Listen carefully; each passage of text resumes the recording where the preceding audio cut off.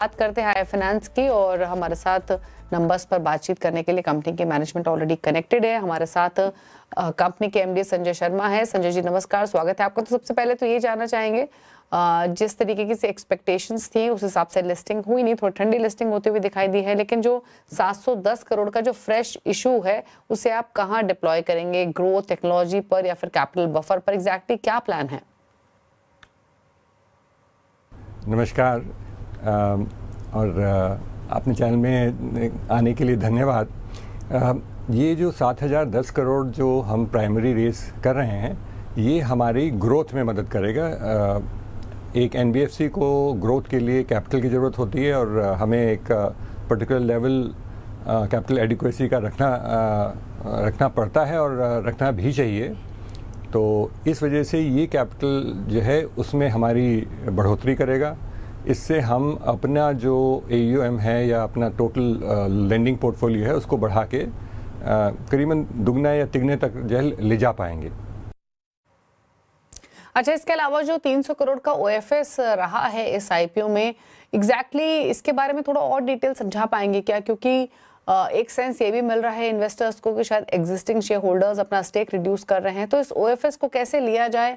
क्या मैसेज आपका इन्वेस्टर्स के लिए रहेगा?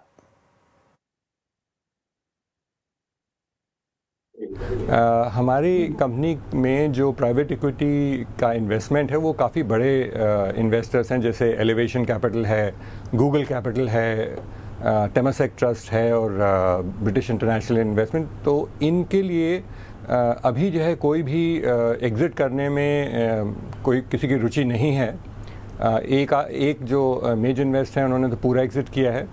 तो ये सब जो है इन्वेस्टर लॉन्ग टर्म इन्वेस्टर हैं जो अपने मार्केट होल्डिंग को धीरे धीरे बेचेंगे, प्रॉब्ली 1 साल 2 साल के बाद में। साथ ही में मैंने भी इस लिस्टिंग में कोई अपने शेयर्स OFS में नहीं ऑफ़र किए हैं। तो मेरा भी नज़रिया यही है कि ये कंपनी एक सॉलिड कंपनी है, अच्छा प्रोफेशनल मैनेजमेंट है, हमेशा से हमारे कंप्लायंसेस सबसे अच्छे लेवल पे रहे हैं। तो इसमें कोई मुझे तो जो है डाउट नहीं कि जो है हम इसको बरकरार रखेंगे और आगे भी अच्छा करेंगे। अच्छा, इसके अलावा संजय जी 2025 में जो ग्रॉस NPA है कंपनी के वो इंक्रीज हुए, उसके पीछे क्या वजह रही और क्या स्ट्रैटेजी आपकी यहाँ से रहेगी ताकि AUM ग्रोथ भी देखने को मिले, साथ ही जो आपके एसेट क्वालिटी है वो भी मेंटेन रहे? जी हाँ, ये काफ़ी समझने की बात है क्योंकि ये एक नया एसेट क्लास है। हाइपोथेकेशन लोन्स बिजनेस छोटे बिजनेसेस को और कोई कंपनी नहीं देती, इसलिए इस एसेट क्लास को थोड़ा सा समझने में वक्त तो लगेगा मार्केट को भी। ये ऐसा एसेट क्लास है जहाँ पे 1 साल और 2 साल के लोन दिए जाते हैं, जिसमें एक क्रेडिट कॉस्ट जो है 3-3.5% तक आती ही आती है। और इसको मॉडल करते हुए जो है कंपनी जो है अच्छा ROA का या रिटर्न देने में सक्षम है। हमारा जो ग्रॉस NPA है वो थोड़ा सा बढ़ा है क्योंकि ओवर लेंडिंग की पिछली जो प्रॉब्लम थी।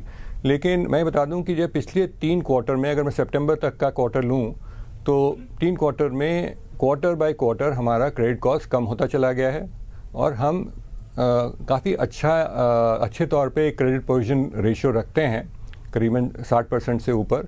तो ये भी दर्शाता है कि कंपनी को इतना कॉन्फिडेंस है कि हम पूरे अपने लॉसेस को कवर करें, प्रोविज़न करें ठीक से, और क्रेडिट कॉस्ट कम होती जा रही है और मुझे लगता है कि ये ट्रेंड हम बरकरार रखेंगे।